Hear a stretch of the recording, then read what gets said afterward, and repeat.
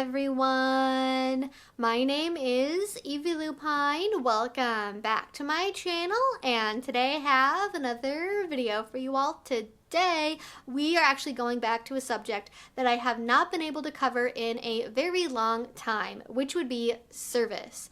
I actually did a reaction to one of my earlier videos on service submission a couple of weeks ago. And even while doing that reaction, I still feel like there were areas that either I wasn't able to cover at all or didn't get to go into in enough detail. And I really think this is important because I believe that service is one of those areas of BDSM that people just sort of intuitively think is not going to be for them. They assume, oh, I could never do something like that, without actually knowing what all of the possibilities are. And it can be an actually pretty diverse area of kink. So today, what I'd like to do to help kind of maybe correct or at least kind of help people understand maybe more what might work for them is I'm going to be going over what I think are the top archetypes within service submission.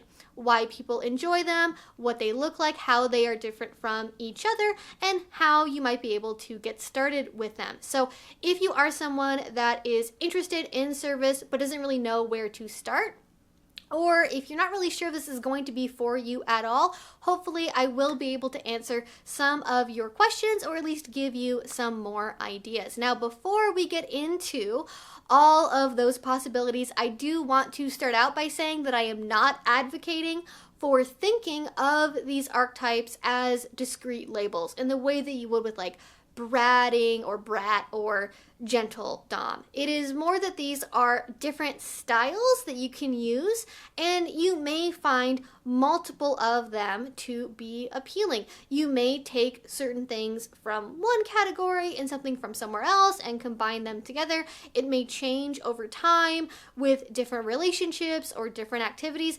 The way that you do service might not even be on this list at all. It is something that I just think is sort of a general way of categorizing some of the differences, but I'm not trying to create additional micro labels. That means you have to like pick one of these and never do anything else from any of the other categories that I mentioned. Because remember, literally anything can be service. From gardening to preparing taxes, intention and purpose is much more important to making something service than some kind of innate quality in the act itself that makes it servicey. So please keep that in mind throughout this conversation as well. Though I suppose I should also give a quick definition of service before I get into describing these archetypes, right? Well, in short, how I define service is it is an act done within a BDSM context that is intended to provide aid to others, typically making their lives easier or reducing stress. Many people enjoy providing service within a DS or power exchange relationship, but it can also be done within scenes or even within a group setting like at a tea or a formal dinner.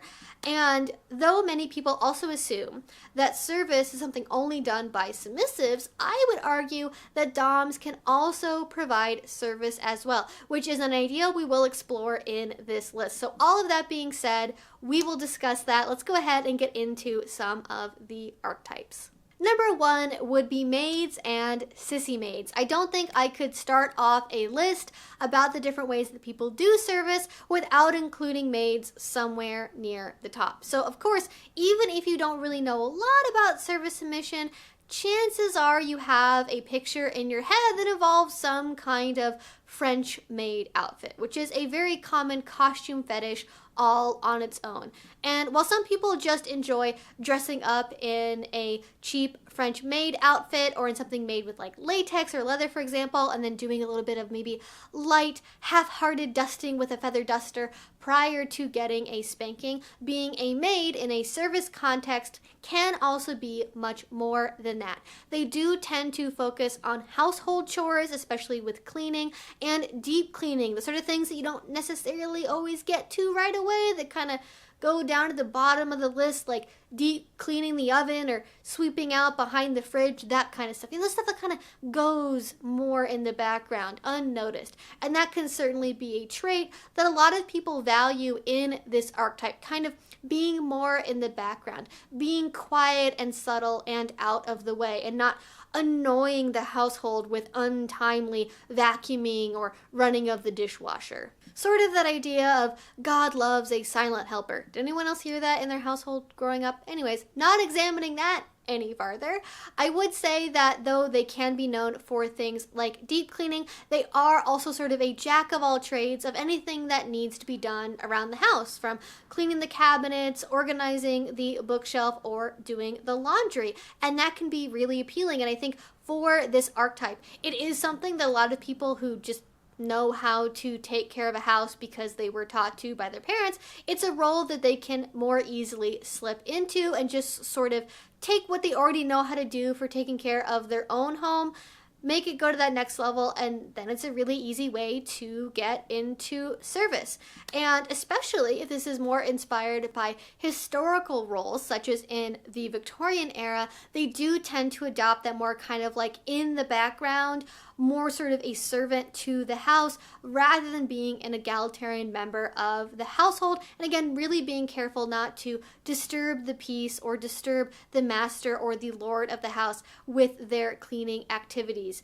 And I do think as well that people that enjoy this kind of maid role play, either for the costume reasons or the act of service itself, it can be something that crosses over with things like sissification quite easily, and that is a common overlap you will see between these two kinks. Alongside the maid, one service archetype that comes to us from historical household management would be butlers and housekeepers. If you have ever watched, say, Downton Abbey or Upstairs Downstairs, you know that not everyone who is a domestic worker is on equal footing with each other. You have the lowly scullery maid at the bottom and the butler or housekeeper at the top.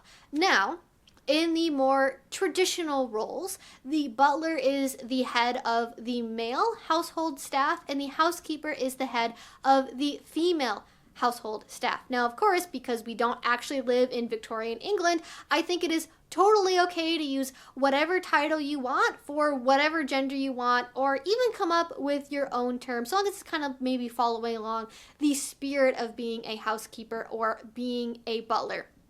So with that in mind, having them kind of take on this role of being in charge in a way, you're most likely to see an archetype like this in a leather household or other BDSM structure that involves multiple submissives, all providing service for a dominant. In that more head submissive role, the butler or housekeeper will provide service as directed to the dominant, but their primary task is going to be overseeing the other submissives, making sure they are staying on task and getting things done, keeping track of infractions to report later on to the dominant or to the master, and possibly even doling out punishment if the dominant is otherwise indisposed or doesn't want to be bothered with giving punishments, because in a strange way, giving punishment can actually be a service. In a more historical role, the actual acts of service that a housekeeper or butler would do would have been relatively limited and would have been very high in stature, such as taking care of the wine cellar or polishing the silver. However, in modern times, of course, they may be lowered slightly to do things that would typically be assigned to other members of the household staff, such as answering the door and telephone, helping people into or out of coats, setting the dining table, or taking care of the tea service.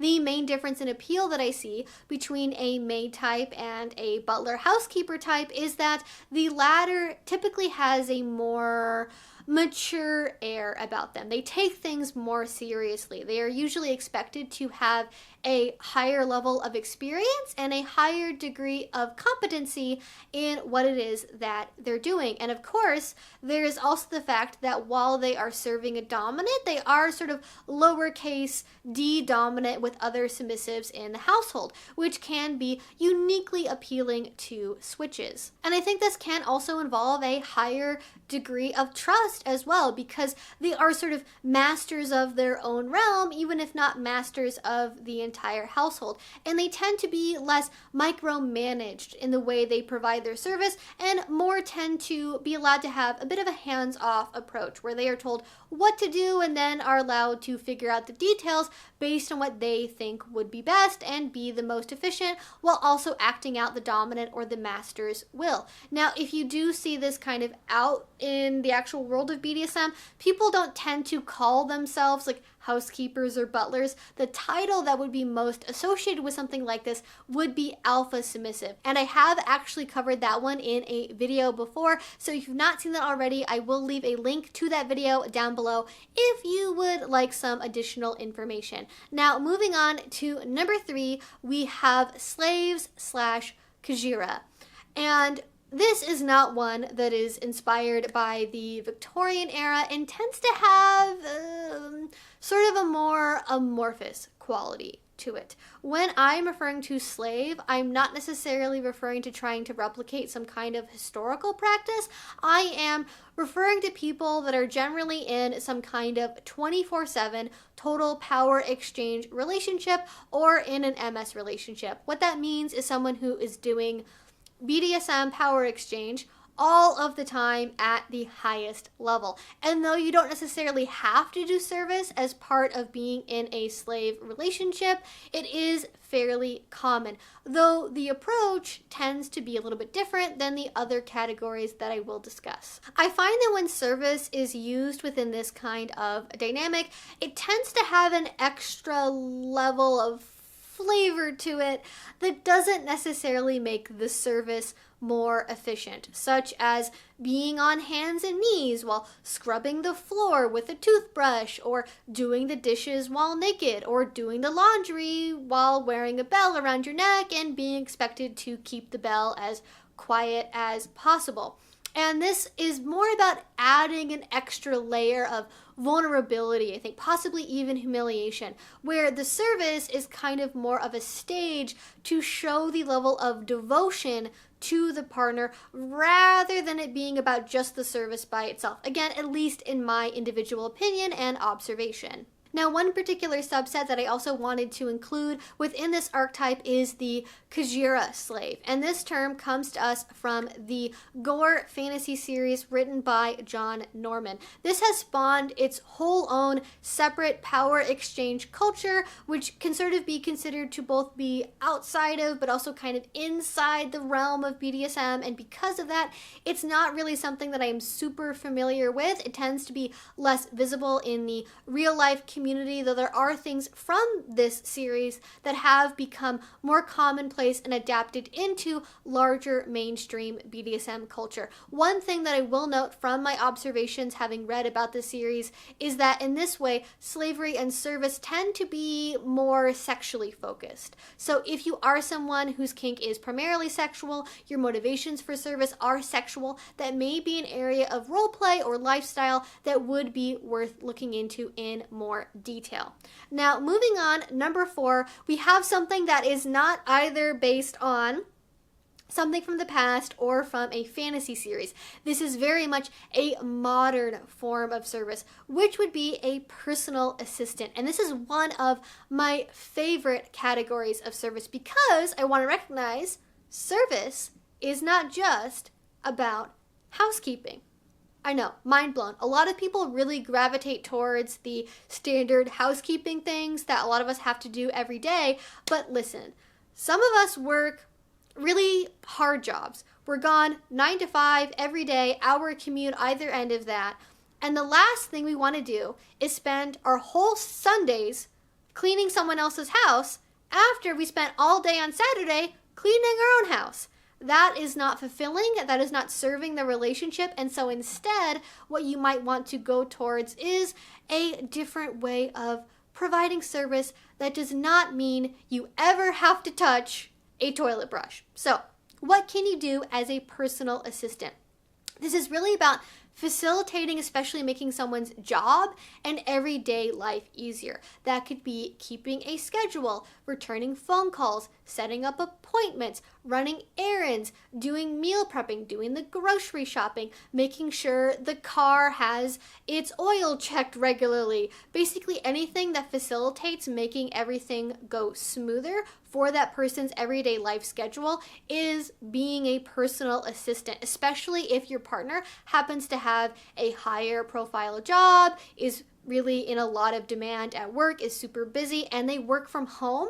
Being a personal assistant can legitimately be a really, really big help for them. Taking care of all those little things that get in the way of actually being able to do work, like making sure all the emails get responded to, or making sure that appointment gets made, or making sure the appointment gets changed because they were going to be double booked unless you actually went through and made sure that all the appointments were not all happening on Tuesday at noon, right? And if your lives are more intertwined, this personal assistant role can also mean taking on more serious duties, like keeping track of a monthly budget, or even helping with tax preparation, or even managing investments.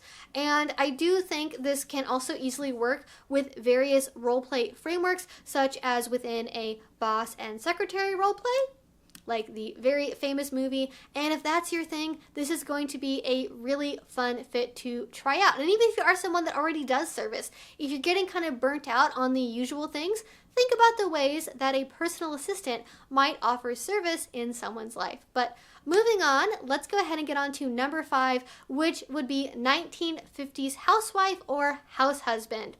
The Victorian era, of course, is not the only era that people draw inspiration for their service from.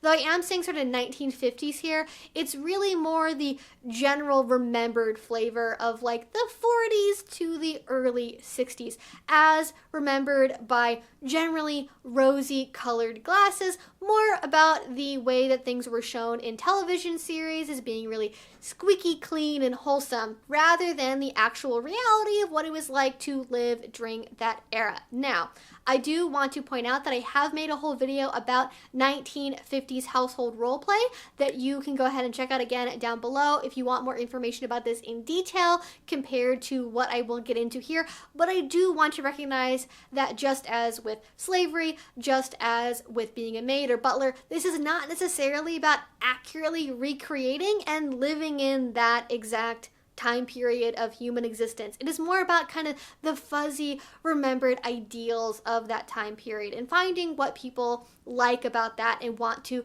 recreate in their relationships. And for a lot of people, that means costuming, wearing the big pearl costume earrings and swing dresses and aprons and seamed stockings, especially if your dominant happens to have a fetish for one of those pieces of clothing. It can also definitely be, I think, more personal and more affectionate than in a lot of service relationships, because in a lot of the role plays we have talked about, there's kind of this cold, expected separation between the one providing service and the one receiving service. Like in historical role play, like a maid would never directly talk to the lord of the house. Oh my goodness. Whereas in the 1950s, of course, we're looking more at sort of like a husband and wife sort of playing house together scenario, where things like dear and honey and sweetheart might actually be spelled with capital letters and be a term of affection, while also being a term you might use for a dominant partner. And again, service here, though it does tend to be focused on housekeeping, is also more warm and personable. Things like making breakfast in the morning, preparing a pot of coffee, packing a lunch for them with a cute little note, making sure dinner is on the table before they get home from work, and ironing their clothes before they have to get ready for bed. So I think this can be a really great way to actually incorporate some other areas of service, like drink service and cigar service, for example, making sure they have a glass of whiskey or other mixed drink ready for them before they get home from work by their favorite seat in the house, or making sure they have a cigar prepared for them to enjoy after the evening meal. So if you like the idea of a more traditional so-called household, but want to do it in a mindful fashion, this can be a really great choice. Now, I did also mention house husbands, didn't I? And house husbands are just really fantastic, I think. We can definitely play around with gender in this area of kink, and I love that. So, for example, you can have a house husband that does all of the same things that a housewife would be expected to do, taking care of the laundry and ironing and dishes and preparing dinner, or they can take on the more masculine things that need to be done around the house with the intention of it being in a more submissive and service-focused fashion, such as doing the driving, taking care of the lawn, or just taking out the garbage. What that looks like can be either or, it can be both, it really just depends. And also, if you want to make sure that you're using a non-gender specific thing here, but still like the idea of this kind of role play, I think the term house spouse is totally wonderful, and I encourage you all to use it if that happens to appeal to you. So, moving on now, we have number 6, which would be nannies, wet nurses, or caregivers. And this is where we get into, I think, a really clear example of how you can be dominant while still having service be part of what you do. So if you have a little or age player as part of your relationship, I think a caregiver or nanny is a natural component to that. Helping them brush their teeth and get out of bed in the morning, picking up their playroom, cutting up their dino nuggets for lunch, making sure their milk is always full in their sippy cup, all of those sorts of things. And while there are some subtle distinctions between daddies and mommies and caregivers and nannies, what I would say is that a daddy or mommy typically has more of an emphasis in rules and structure and discipline / punishment, whereas a more service-focused caregiver and nanny is more about the service and the caretaking, though they can overlap and one person can certainly do both roles. And I think doms can get a lot out of helping their submissives have better lives, easier lives, either through structure or discipline or through service or some combination of both. And I really do think this lends itself to have a very unique way of providing service in terms of being more lighthearted, carefree, fun, even being something that really doesn't necessarily have to have a lot of strict structure, though it certainly can if you want that. It can also be more on the improv side, a little bit more loosey-goosey, going in the moment. So if you really want to have a unique way of providing service, especially from a more dominant perspective, a nanny caregiver role might be something more up your alley. Moving on to number 7, we have service animals. Now, maybe you didn't think pet players were going to be included on this list, but speaking as a pet player myself, there is definitely a way that you can make this work. From the classic example of Spot being taught to fetch slippers all the way over to a highly trained guard dog. Now, speaking as someone who used to have a partner that was living with a chronic illness, I certainly think there is a way to kind of use pet play as a way to help your partner within your DS relationship. Obviously, as always, in a negotiated framework. If your partner has a disability, if they have a chronic illness, or they are living with chronic pain, this can be a really, really wonderful way to sort of be more of a help to your partner in their everyday life, from being kind of an alert dog. Maybe if your partner has diabetes and you are there to remind them to check their blood sugar on a regular basis, or maybe being an at-home like miniature pony that's a service pony and your job is to help open doors or prepare meals or check the mail when your partner doesn't happen to feel up to it that day. I've even seen people walking around at play parties or at conventions that have a service animal patch on their leather vest. Now, going in a completely different direction, I think if you like pet play, you could also be like a cat boy maid or a bunny girl housekeeper, and that can be really cute if you want to maintain your pet headspace while keeping your opposable thumbs and your grip to be able to do things like wash dishes and hang the laundry. Moving on to number 8, we have bodyguard. I think probably the most underutilized archetype within service mission would be bodyguard.